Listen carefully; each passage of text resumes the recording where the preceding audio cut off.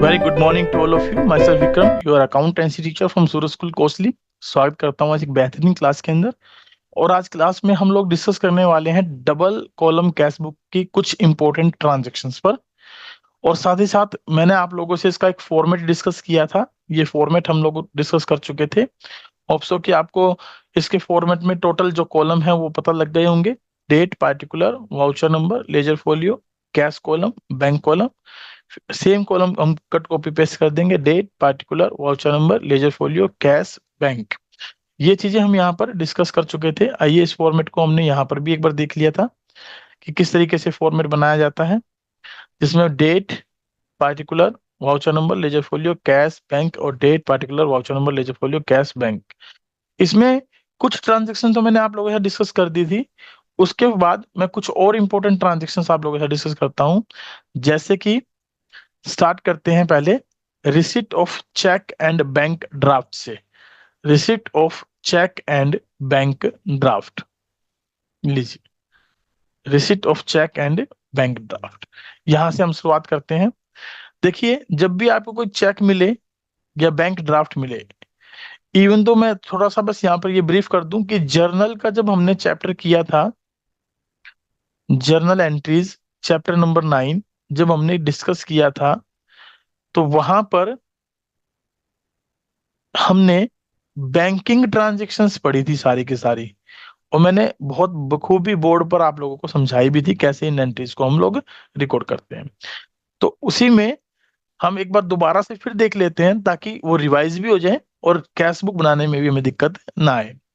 तो देखिए, चेक मिले, बैंक ड्राफ्ट मिले, तो सबसे पहली बात, cheque received from customers and deposited into bank same day की बात अगर की गई हो, तो they are entered in bank column on debit side. ये हम बैंक कॉलम में लिखेंगे और वो भी डेबिट साइड लिखेंगे।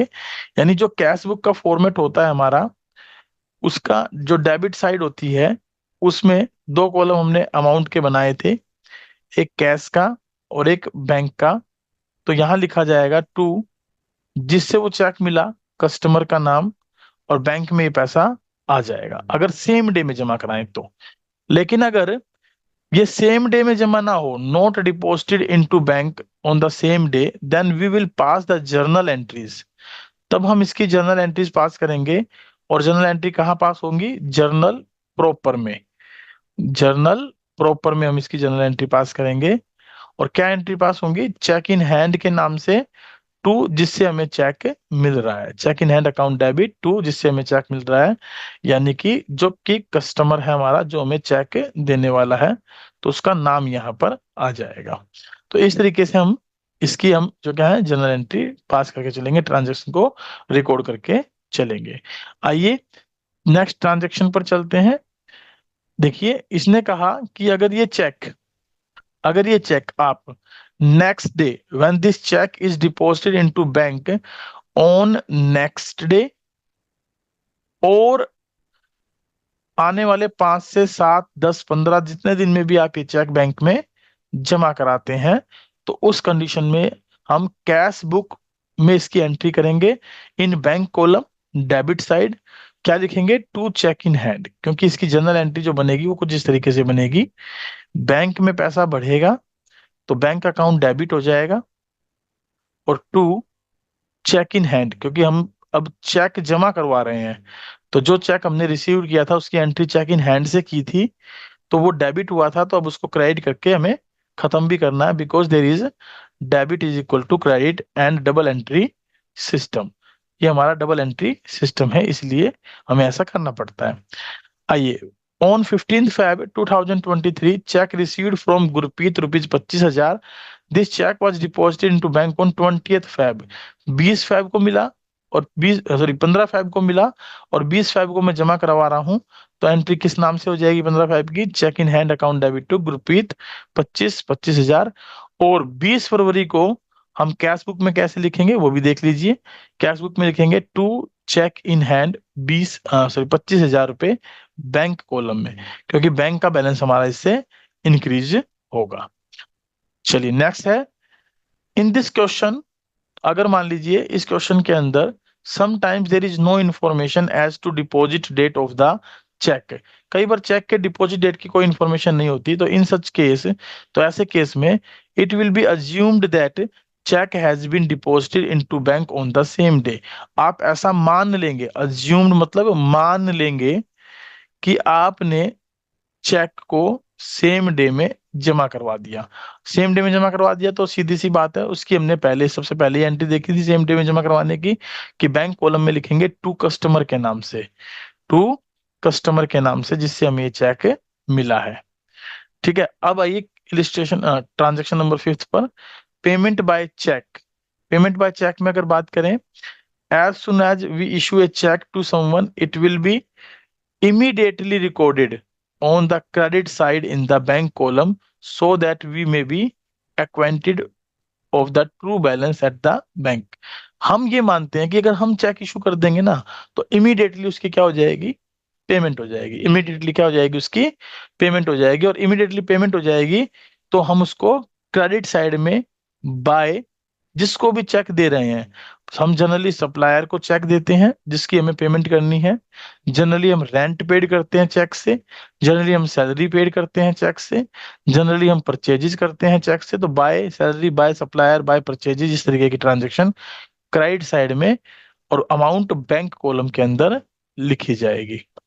ठीक है, आगे चलिए 6th ट्रांजेक्शन पर, डिसऑनर ऑफ ए चेक। अगर कोई चेक डिसऑनर हो जाए, डिसऑनर का क्या मतलब होता है, जिसका सम्मान ना हो, जिसका सम्मान ना हो। और चेक का सम्मान कब नहीं होता, when there is no money, no money in issuer's account, in issuer's account, जो चेक को इशू करता है उसके अकाउंट में यदि कोई पैसा ना हो तो उसका चेक क्या हो जाता है, डिसऑनर हो जाता है। तो if A check received from a customer and deposited into bank for collection is dishonored, an entry will be made on credit side of cash book by entering the amount of dishonored check in the bank column with the name of the person।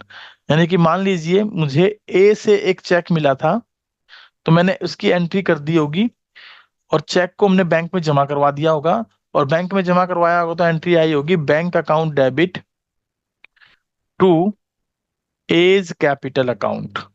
ठीक है, लेकिन जैसे ही cheque के clearance के days होते हैं, उन क्लियरेंस के डेज में पता किया, चेक जब लगा तो ये नोन में आया, जानकारी में आया कि एक अकाउंट में तो पैसा ही नहीं है, तो उस कंडीशन में हम इसकी रिवर्स एंट्री कर देंगे, as account, as account debit, capital नहीं, as account debit to bank.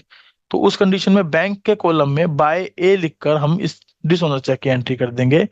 In a particular column, the name of customer will be entered.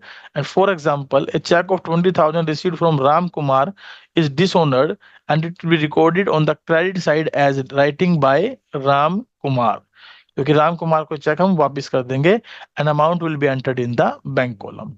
तो ये इस तरीके से इसकी एंट्री हो जाएगी। 7th देखिए, cash discount.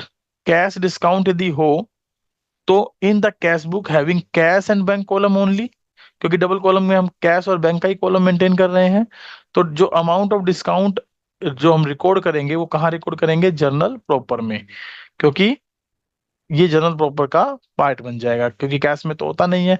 For example 48,800 are received from Yuvraj Singh in full settlement of his account of 5,000, तो इसका 200 रुपए का हमने उसको क्या दे दिया, डिस्काउंट दे दिया।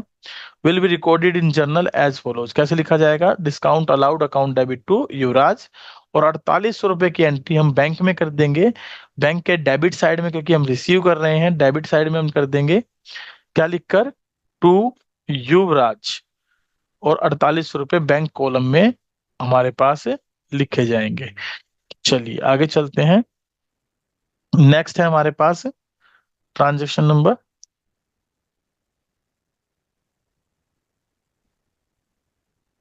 चलिए नेक्स्ट ट्रांजेक्शन में कोई ट्रांजेक्शन नहीं है, लेकिन बैलेंसिंग के बारे में चर्चा हुई है। तो बैलेंसिंग के बारे में जो चर्चा हुई है उसमें सिंपल सी बात मैंने आपको बताया था, debit side of cash column will always exceed the credit column, and as such the balance will be shown on credit side by writing the words by balance CD.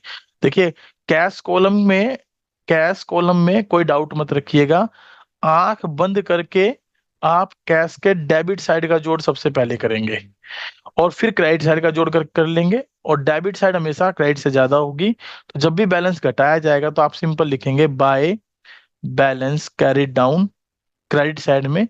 लेकिन बैंक कॉलम में कई बार balance गड़बड़ा सकता है, कई बार balance गड़बड़ा सकता है। नॉर्मली तो बैलेंस ऐसे ही करेंगे कि भाई अगर बैंक कॉलम की डेबिट साइड है और ये बैंक कॉलम की क्रेडिट साइड है तो इसका जोड़ करेंगे, इसका भी जोड़ करेंगे, लेकिन चेक करेंगे कि ज्यादा कौन सा है। वैसे तो ज्यादा बैंक कॉलम की डेबिट साइड होनी चाहिए, लेकिन कई कई बार अनफेवरेबल बैलेंस होने की वजह से क्रेडिट साइड भी ज्यादा हो जाती है। तो क्रेडिट साइड ज्यादा हो जाएगी, मान लीजिए यहाँ पर 1,000 है और यहाँ पर केवल 800 ही है जोड़, तो ये ज्यादा है। तो इस साइड यानी डेबिट साइड हम टू टू बैलेंस सीडी करके 200 रुपये दिखा देंगे, और कैश के बैलेंस को इस साइड बाय बैलेंस सीडी करके दिखा देंगे। और जब हम इन बैलेंस को कैरी करेंगे, उतारेंगे, तो बैंक का बैलेंस तो क्रेडिट साइड में नेक्स्ट मंथ की 1 तारीख को, और कैश का बैलेंस डेबिट साइड में नेक्स्ट मंथ की 1 तारीख को शो करके चलेंगे। तो ऐसे ही एक इलिस्ट्रेशन मैंने 6 आपको करने के लिए दी थी। आइए इसकी ट्रांजेक्शन्स को मैं एक बार आप लोगों के साथ दोहरा लेता हूँ, समझा देता हूँ क्या है, उसके बाद हम इसका सॉल्यूशन चेक कर लेंगे। ठीक है, थोड़ा सा मैं इसको छोटा कर रहा हूँ। देखिए, मैं इन ट्रांजेक्शन्स को आपको समझाने की कोशिश करता हूँ। Cash in hand, cash at bank, दोनों बैलेंस दिए हैं। मैंने बताया था कि इन दोनों बैलेंस को डेबिट साइड में कब लिखेंगे, जब कैश इन हैंड तो डेबिट में आता ही आता है क्योंकि इसका ऑलवेज डेबिट बैलेंस होता है। लेकिन कैश एट बैंक अगर सिंपल लिखा है तो मैं यही मानूंगा कि इसका कैसा बैलेंस है, डेबिट बैलेंस है। तो ये दोनों बैलेंसेस कैश बुक के डेबिट में टू बैलेंस ब्रोड डाउन करके कैश के कॉलम में और बैंक के कॉलम में साइमल्टेनियसली लिख दी जाएगी। सोल्ड गुड्स फॉर कैश, देखिए नगद सामान बेचा है तो हम टू सेल्स कर देंगे इसके लिए, और कैश के कॉलम में अमाउंट लिख देंगे। रिसीव्ड फ्रॉम सुरेश है तो इसका मतलब पैसा कैश में मिला होगा, तो टू सुरेश और कैश में पैसा लिख देंगे। Received cheque from Ravi and immediately deposit into bank है, तो हम रवि का नाम लिखेंगे और अमाउंट बैंक में लिख देंगे, बाकी जगह आप आइफन लगा दें। सुधीर को चेक से पेमेंट की है, तो आइए दूसरी तरफ चलते हैं।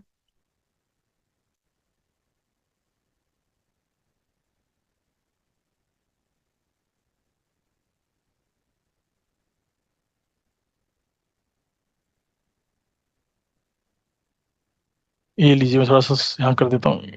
हम दूसरी तरफ चलते हैं, यहाँ लिख लेंगे कैश और बैंक, ये हमारी क्रेडिट साइड हो जाएगी, ये हमारी डेबिट साइड हो जाएगी। और यहाँ पर हमने क्या किया है, salary paid to office by cheque, office में सैलरी पेड की है, मतलब यहाँ लिखेंगे बाय सैलरी, और अमाउंट किस में आ जाएगी, बैंक में। और कितने रुपए आ जाएगी, जो अमाउंट गिवन है 5,000 रुपीज।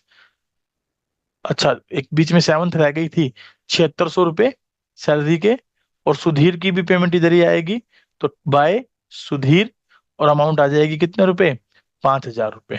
तो होप सो कि आप ये समझ पा रहे हैं। चलिए, paid for travelling expense payment हुई है तो कुछ लिखा नहीं है, तो कैश में अमाउंट आ जाएगी, लिख देंगे क्या, बाय ट्रेवलिंग एक्सपेंसेस, और अमाउंट कैश में आ जाएगी।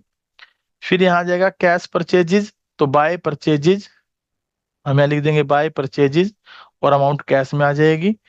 फिर cash deposit into bank, Contra entry हो गई, क्या हो गई ये, कॉन्ट्रा एंट्री दोनों तरफ आएगी, कॉन्ट्रा एंट्री दोनों तरफ आएगी। अब देखिए, कैश डिपॉजिट करवा रहा हूँ बैंक में, तो इससे सिंपल सा मतलब समझेंगे, कैश तो घट रहा है और बैंक बैलेंस आपका बढ़ रहा है। तो बैंक में तो आप यहाँ लिखेंगे जितना भी पैसा आप जमा करवा रहे हैं, और कैश में क्रेडिट में लिखेंगे जितना पैसा आपने बैंक में जमा कराया। बैंक में बढ़ा क्यों, क्योंकि हमने कैश डिपॉजिट कराया है, और कैश से घटा क्यों, क्योंकि हमने बैंक में डिपॉजिट कराया है। तो ये बैंक की वजह से घटा है, और ये कैश बैंक जो है कैश की वजह से बढ़ा है। और यहाँ ब्रैकेट में लिख देंगे C, C that is contra. Cash sales and purchase machinery and payment made by cash, दोनों ट्रांजेक्शन कैश में हुई हैं। तो एक तो हमने खरीदा है और एक तो हमने बेचा है गुड्स, और एक हमने मशीनरी खरीदी है। तो खरीदने वाली ट्रांजैक्शन तो हमारी यहाँ आ जाएगी क्रेडिट में, बाय परचेज ऑफ मशीनरी है तो बाय मशीनरी के नाम से, और कैश में पैसा चला जाएगा। और बेचने वाली ट्रांजैक्शन में आ जाएगी टू सेल्स, और कैश में पैसा आ जाएगा। Paid wages for erection of above machinery, इस मशीनरी पर मैंने क्या किया है, खर्चा पेड किया है। तो मैंने बताया था जो इरेक्शन ऑफ अबव मशीनरी होता है, तो that is to be considered as a capital expenditure. जब भी कोई मशीनरी पर हम कोई नई मशीनरी पर खर्चा करते हैं, किसी प्रकार के इरेक्शन का, ट्रांसपोर्टेशन का, इंस्टॉलेशन का, तो कैपिटल एक्सपेंडिचर माना जाता है, and will be debited into the same asset account. जिस एसेट पर आपने खर्चा किया है उस एसेट अकाउंट में डेबिट किया जाता है। तो इसकी एंट्री अगर करते तो ऐसे करते, एसेट डेबिट टू बैंक। अगर कैश पेड कर रहे हैं तो टू कैश, और बैंक से पेड कर रहे हैं तो टू बैंक। यहाँ लिखा है क्या, paid wages for erection of machinery, तो कैश में पेमेंट हुई है, तो पेमेंट हुई है तो यहाँ लिखेंगे बाय मशीनरी, बाय मशीनरी, और कैश में पैसा आ जाएगा। और ब्रैकेट में सिर्फ याद रखने के लिए लिख देंगे एक्सपेंसेस ऑफ इरेक्शन, ताकि हमें याद रहे कि हमने इरेक्शन के एक्सपेंस किए थे।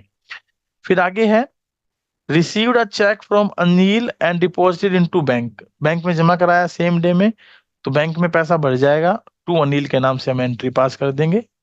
फिर Anil cheque returned by bank dishonour, अब ये चेक डिसऑनर्ड हो गया, तो डिसऑनर की एंट्री मैंने आपको बताई थी, आप कहाँ लिख देंगे, डिसऑनर की एंट्री आप लिख देंगे किस साइड में, क्रेडिट साइड में, और किसके नाम से, जिससे चेक मिला था, तो बाय अनिल, और बैंक के कॉलम में पैसा लिखा जाएगा। Purchase the computer and paid by cheque, तो बाय कंप्यूटर यानी बाय ऑफिस इक्विपमेंट के नाम से आप एंट्री कर दें, और चेक से पेमेंट किए तो बैंक में पैसा आ जाएगा। पेड चैरिटी, तो बाय चैरिटी, और कैश में पैसा आ जाएगा। पेड इनटू बैंक ₹12,000, अगेन जो है बैंक में जमा करवा रहे हैं, तो कॉन्ट्रा एंट्री हो गई, तो कॉन्ट्रा एंट्री में यहाँ बैंक बढ़ जाएगा, यहाँ कैश घट जाएगा, बाय बैंक, और इधर टू कैश। और फिर हम क्या कर लेंगे, इसका टोटल, इसका टोटल, इसका टोटल, इसका टोटल, कैश के टोटल में से कैश का क्रेडिट घटा के बैलेंस बचा लेंगे बाय बैलेंस सीडी के नाम से। ठीक है, बाय बैलेंस सीडी के नाम से, क्योंकि इसका बैलेंस तो हमेशा डेबिट ही ज्यादा होगा, बैलेंस बच जाएगा, लेकिन इसका देखना पड़ेगा कि ये ज्यादा है कि ये ज्यादा है। ये ज्यादा हुआ तो इसका भी सीडी करके यहाँ बैलेंस आ जाएगा, लेकिन अगर ये ज्यादा हुआ तो यहाँ लिख देंगे टू बैलेंस सीडी, और बैलेंस यहाँ बच जाएगा। फिर दोबारा से टोटल करेंगे, इन दोनों का टोटल इक्वल हो जाएगा, इन दोनों का टोटल इक्वल हो जाएगा। और नेक्स्ट मंथ में जाएंगे, तो अगर दोनों के बैलेंस एक ही तरफ आए हैं तो हम एक ही तरफ उतार देंगे, टू बैलेंस सीडी करके, और यहाँ पर बैलेंस उतारे जाएंगे। अगर इसका बैलेंस इधर आया है तो इसका बैलेंस यहाँ नहीं उतरेगा, ये बैलेंस यहाँ उतर जाएगा, by balance, sorry broad down करके, नॉट सीडी, ब्रोड डाउन करके, बाय बैलेंस ब्रोड डाउन करके, और बैंक में इसका बैलेंस आ जाएगा। तो ये सॉल्यूशन होगा इस तरीके से। तो आपकी बुक में इसका सॉल्यूशन गिवन है, यहाँ पर आप इस बुक में सॉल्यूशन देख भी सकते हैं। दोनों का बैलेंस एक ही तरफ बचा है, और दोनों के बैलेंस देखिए एक ही तरफ बचे हैं, ये वाले, तो हमने उनको एक ही तरफ उतार भी दिया है। अगले महीने की 1 तारीख को हमने इन बैलेंसेस को टू बैलेंस ब्रो डाउन करके यहाँ पर मेंशन कर दिया है। इसको आप थोड़ा टिल्ट कर लेंगे, ठीक है, मेरे में थोड़ा सा फोटो खींच रखी है तो मैं इसको कर पाने में सक्षम नहीं हूं अभी, तो आप लोग इसे कर लेंगे। तो होप सो आपको ये समझ में आया होगा कि कैसे डबल कॉलम कैश बुक बनती है। तो उसके बाद अगर हम बात करें, तो कुछ और इंपॉर्टेंट ट्रांजेक्शन हैं जो बैंकिंग ट्रांजेक्शन से संबंधित हैं, जो कि कैश बुक में कैसे लिखी जाएंगी उनके बारे में डिस्कस किया गया है। जैसे कि amount withdrawn for personal use, अब पर्सनल यूज के लिए अगर पैसा निकाला जा रहा है तो ड्रॉइंग के नाम से एंट्री होगी। एक बात क्लियर करिएगा, ड्रॉइंग के नाम से, वो भी किस साइड में, कैश बुक के क्रेडिट साइड में। अब देखना ये है कि एंट्री कैश में लिखी जाएगी कि बैंक में लिखी जाएगी। कहता है अमाउंट विड्रॉन फ्रॉम बैंक अगर हो for personal use, so it is not a contra transaction. It will affect only bank column of cash book as it reduces the bank balance. So it will be recorded on the credit side of cash book as by drawing account and amount will be written in the bank column. लेकिन अगर हम office से निकाल लें, from office निकाल लें, तो office से निकालेंगे तो drawing account debit to cash होगा, फिर ये कैश कॉलम में लिखी जाएगी। इसके अलावा एक आगे है इंडोर्समेंट। इंडोर्समेंट का मतलब होता है बेटा ट्रांसफर। इंडोर्समेंट का मतलब होता है ट्रांसफर। अगर कोई चेक आपको मिला और उसको आपने जमा करवाने की बजाय इंडोर्स कर दिया, देखिए मैं लिख देता हूं यहाँ पर, मान लीजिए राम से मुझे एक चेक मिला, राम ने मुझे एक चेक दिया, मुझे चेक दिया ऑफ 10,000 का, और मैंने इसको अभी जमा नहीं करवाया, not deposited into bank, not deposited into bank है। तो इसकी एंट्री क्या होगी? इसकी एंट्री होगी cheque in hand account debit, cheque in hand account debit to to Ram. ये मैं इसकी एंट्री करूंगा 10,000 की, क्योंकि अभी चेक मेरे पास ही है, मैंने जमा नहीं करवाया है। तो नेक्स्ट, अगर मुझे मान लीजिए शाम के पैसे पेड करने थे और सेम अमाउंट से पेड करने थे 10,000 से, तो मैं ये लिख सकता हूं, the about cheque, the about cheque endorsed, endorsed to Shyam for his payment of ₹11,000 in full settlement. मान लीजिए मुझे इसको 11,000 देने और फुल सेटलमेंट में मैं ये चेक दे दूं, तो वो 1,000 का डिस्काउंट दे देगा। इसकी एंट्री क्या करेंगे? चेक किसके पास जा रहा है अब? शाम के पास जा रहा है, तो लिख देंगे शाम्स अकाउंट डेबिट। अब शाम को देने कितने थे मुझे? 11,000, लेकिन मैं इसको चेक इन हैंड कितने का दे रहा हूँ? चेक इन हैंड कितने का दे रहा हूँ? केवल 10,000 का। तो मुझे इससे क्या मिल जाएगी? Discount received. तो मैं डिस्काउंट रिसीव्ड अमाउंट डाल दूंगा 1,000 रुपए। तो दोनों ही एंट्री कहाँ हुई? जर्नल प्रॉपर में या जर्नल के अंदर, ठीक है ना। तो इस इन दोनों एंट्री को इंडोर्समेंट के केस में, यानी कि हम एंट्री को कैश बुक में रिकॉर्ड नहीं करते, दोनों ही एंट्री हम इस तरीके से मेंशन करके चलेंगे। तो इसको आपने रीड कर लेना है, ये जो बातें मैंने बताई हैं लिखकर, यही बातें इसमें लिखी हुई हैं। फिर आइए बैंक चार्जेस पर। देखिए, अगर बैंक चार्जेस की कोई जनरल एंट्री हमें करनी है, तो बैंक जनरली बैंक चार्जेस कहाँ से लेगा? हमारे अकाउंट से ही तो काटेगा। हमारे अकाउंट से काटेगा तो हम क्रेडिट साइड में, कैश बुक के क्रेडिट साइड में बैंक कॉलम में बाय बैंक चार्जेस के नाम से एंट्री कर देंगे। Such charges will be recorded on credit side as by bank charges and the amount will be recorded in the bank column. और bank charges on dishonoured cheque अगर हो, अगर कोई चेक डिसऑनर्ड हो गया है, उस पे बैंक चार्जेस हो, तो उन बैंक चार्जेस को हम चेक की अमाउंट में ही ऐड करके रिवर्स एंट्री पास कर देते हैं। Expensive charge by bank on dishonoured cheque cheque will be added into amount of dishonoured cheque itself.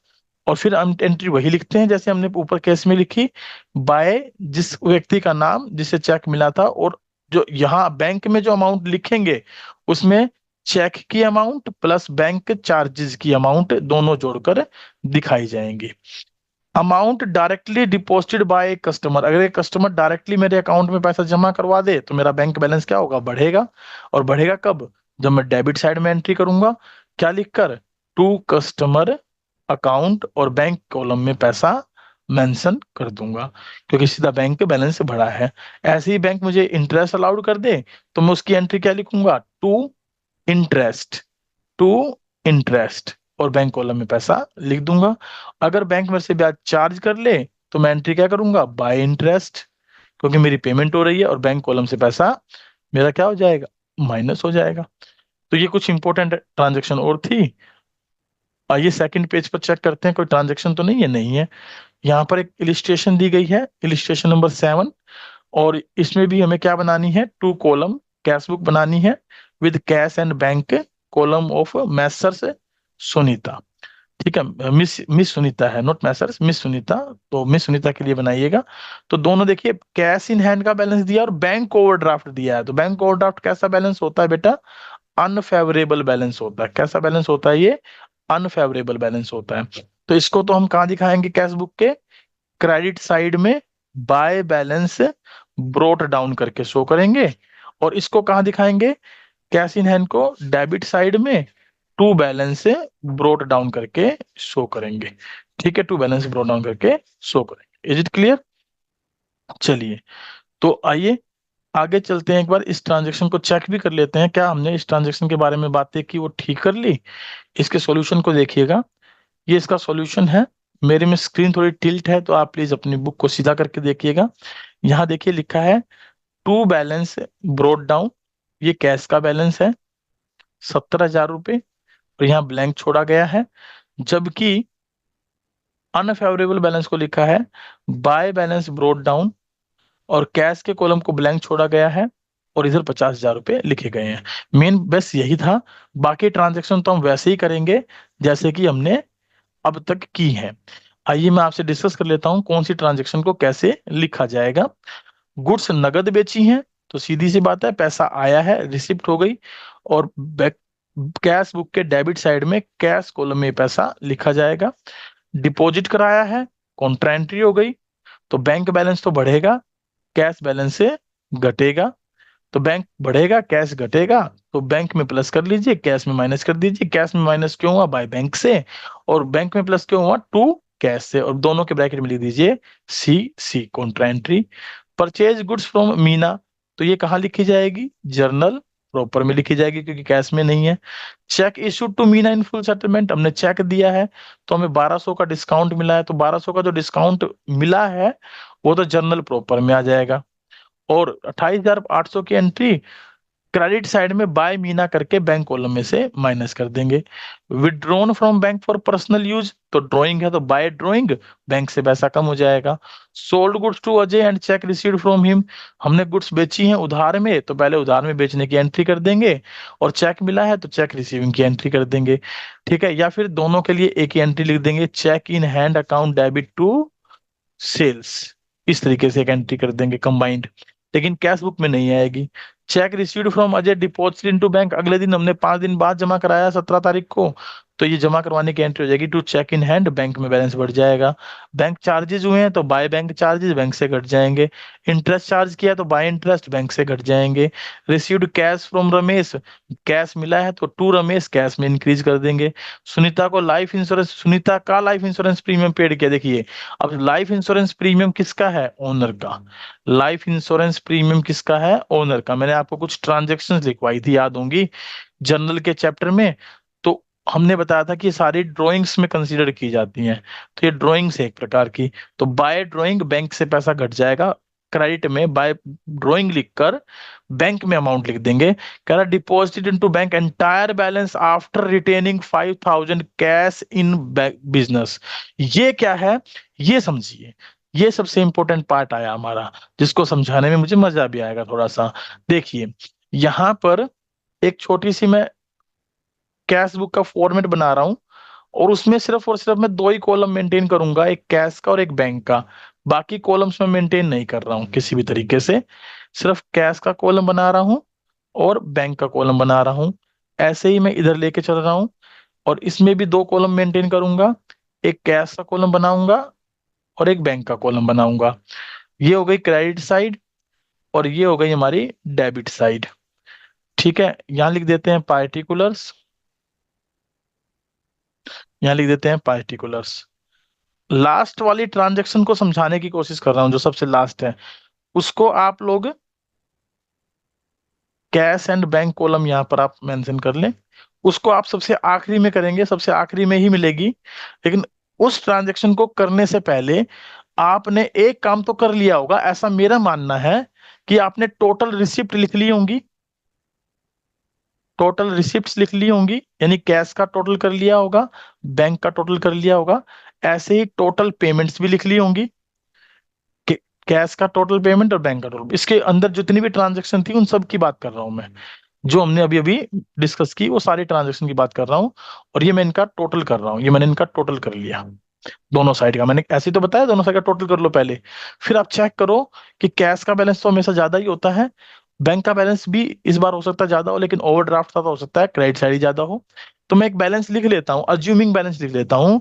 मान लीजिए कैश में मैंने लिख लिए 10,000 रुपए, बैंक में मैंने लिख लिए यहाँ पर 7,000 रुपए, कैश में मैंने यहाँ लिख लिए 3,000 रुपए, और यहाँ पर मैंने लिख लिए 18,000 रुपए। ऐसे मैं बैलेंस ले लेता हूँ, ठीक है। ये हमने बैलेंस अज्यूमिंग बैलेंस ले लिए। अब इसने मुझे क्या कहा है लास्ट ट्रांजेक्शन में, आइए एक बार लास्ट ट्रांजेक्शन की तरफ चलते हैं। इन्होंने मुझे कहा है कि bank deposit into bank entire balance after remaining 5,000 in cash, cash में 5,000 रुपए बचाकर बाकी सारा आप जमा करवा दें, कैश में 5,000 रुपए बचाकर आप बाकी सारा जमा करवा दें।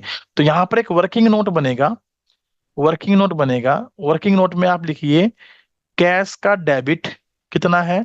10,000। कैश का क्रेडिट कितना है? 3,000। तो नेट बताइए जरा, नेट कैश का डेबिट कितना बचा? 7,000। अब इसमें से कह रहा है कि 5,000 रुपये बचा लो, और बाकी जो बचे, यानी कि कितने बचे, 2,000, इसको उठाकर पहले बैंक में जमा करवाएं, उसके बाद बैलेंसिंग करें। उसके बाद क्या करें, बैलेंसिंग करें। तो 2,000 रुपये अब जो हम बैंक में जमा करवाएंगे, तो इसका मतलब क्या हो जाएगी, कॉन्ट्रा एंट्री हो जाएगी, क्योंकि हम बैंक में जमा करवा रहे हैं, तो इसकी क्या हो जाएगी, कॉन्ट्रा एंट्री। और कॉन्ट्रा एंट्री होने का क्या मतलब है, कि बैंक में 2,000 रुपये प्लस हो जाएंगे, कैश से 2,000 रुपये माइनस हो जाएंगे। ठीक है। और जब इसमें प्लस करेंगे तो क्या लिखेंगे, टू कैश की वजह से, और ब्रैकेट में कॉन्ट्रा। और इसमें लिखेंगे तो क्या लिखेंगे, बाय बैंक की वजह से, ब्रैकेट में Contra. Now do the balance. अब आप बैलेंसिंग करिए, अब आपको बैलेंसिंग करने में मजा आएगा। अब इसका बैलेंस करेंगे तो आपको दोबारा जोड़ने की जरूरत नहीं है, क्योंकि ज्यादा ट्रांजेक्शन नहीं है। इधर कितने हैं, 10,000, इधर कितने हैं, 3 और 2 5,000। तो बैलेंस बच जाएगा, बाय बैलेंस कैरिड डाउन 5,000 रुपये। देखिए उसने कहा था ना, 5,000 रुपये कैश में बचा लीजिए, मैंने बचा लिए। और दूसरी तरफ बैंक के बारे में कुछ कहा नहीं, तो बैंक के इधर कितने हैं, 18,000, और इधर कितने हैं, 9,000। तो यहाँ पर बैलेंस बचाइए, टू बैलेंस कैरिड डाउन, और यहाँ पर 9,000। अब इन सब का टोटल कर दीजिए, ये टोटल हो गया इसका 10,000 डेबिट, तो 10,000 क्रेडिट। इसका 18,000 डेबिट, तो 18,000 क्रेडिट। और ये अकाउंट यहाँ पर बंद हो जाएंगे। और उसके बाद क्या होगा, इसके बाद, एक मिनट रुकिए जरा, उसके बाद हम क्या करेंगे, हम यहाँ पर नेक्स्ट मंथ में 1 तारीख को टू बैलेंस ब्रोड डाउन, क्योंकि कैश का तो क्रेडिट में बैलेंस बचा है, तो यहाँ डेबिट में लिख दिया जाएगा। और क्योंकि इसका डेबिट में बचा है, तो नेक्स्ट मंथ की 1 तारीख को बाय बैलेंस से ब्रोड डाउन यहाँ पर मेंशन कर दिया जाएगा। इस तरीके से हम इसके बैलेंस से बनाएंगे। आइए इसके सॉल्यूशन पे भी चलते हैं, थोड़ा सा आपको आइडिया हो जाएगा कि जो हमने किया वो गलत नहीं किया, बिल्कुल सही समझाने की कोशिश की। आइए देखिए, ये देखिए बैलेंस, एक आखिरी में देखिए कॉन्ट्रा एंट्री की गई होगी, ये लिखो, ये कॉन्ट्रा एंट्री हमने पास की है 63,000 रुपए की, जो कहीं गिवन नहीं थी, सिर्फ और सिर्फ मैंने वर्किंग नोट बनाकर इसको निकाला होगा। तो आप इस क्वेश्चन को करके देखेंगे। तो होमवर्क के तौर पर मेरी तरफ से आज क्या रहेगा, आपको होमवर्क लिख देता हूं, आप इन क्वेश्चनों को करके देखिएगा। 8th का ए, 8th का बी, 9th, अगर ए बी है तो ए बी, नहीं तो 9th, 10th का ए, 10th का बी, अप टू 10th तक डबल कॉलम कैश बुक के, डबल कॉलम कैश बुक के इलिस्ट्रेशंस भी करिए, और प्रैक्टिकल क्वेश्चन भी करिए, ताकि आपका ये कॉन्सेप्ट बहुत अच्छे से क्लियर हो जाए। मैं आपको बता देता हूँ, सीए फाउंडेशन में हमारा टॉपिक ये जो आता है क्वेश्चन, वो 10 मार्क्स का आता है। और 10 मार्क्स ये फ्री के ही होते हैं, सिर्फ बैंकिंग ट्रांजेक्शन की हमें एंट्री करनी होती है। That is all about for today's class. Hope so कि आपको क्लास अच्छी लग रही है, आप इंजॉय कर रहे हैं, तो कमेंट बॉक्स में कमेंट कर सकते हैं whenever you are watching it on YouTube. और चैनल अगर आपने सब्सक्राइब नहीं किया है तो प्लीज चैनल को सब्सक्राइब कर लीजिए, ताकि थोड़ा सा एक मुझे फीस मिल जाए अपनी, किसकी, ये जो मैं नेट यूज कर रहा हूँ ना, इस चीज की बस। पढ़ाने की फीस तो स्कूल सैलरी देता ही है मुझे भाई। चलो, और अपने दोस्तों को भी शेयर करिए जो दूसरे स्कूल में है, वो भी इन क्लासेस को देख के अपना सिलेबस कंप्लीट कर पाएंगे, उनको भी थोड़ी सी हेल्प मिलेगी। तो ये 10 तक जो है मैंने आपको दिए हैं, तो 10 तक आप जो है क्वेश्चन कंप्लीट कर लेंगे। That is all about for today's class. All the best, all the best. ये लीजिए, लिटिल चैंपियन फिर से आ गए हैं, इनसे भी मिल लीजिए। आइए हेलो बोलिए सबको, हेलो। कैसे हैं आप लोग, पूछिए। लो मैं अनमाइक, इनको अनम्यूट कर देता हूँ, ताकि बच्चे कुछ बोल पाए, कुछ बात कर पाए आपसे।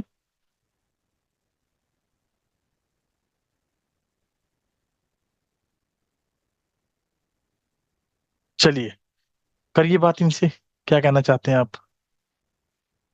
हाँ आ जाओ, बताओ। अरे अरे अरे भाई, यही बात कहनी थी, गेम खेले थे भाई, रख। हाँ हाँ, चलो चलो ठीक है, इसको अब भेज देते हैं। जाओ जाओ जाओ जाओ जाओ जाओ, आप तुम मेरी पोल ही खोल दोगे सारी। Thank you very much, bye bye, take care.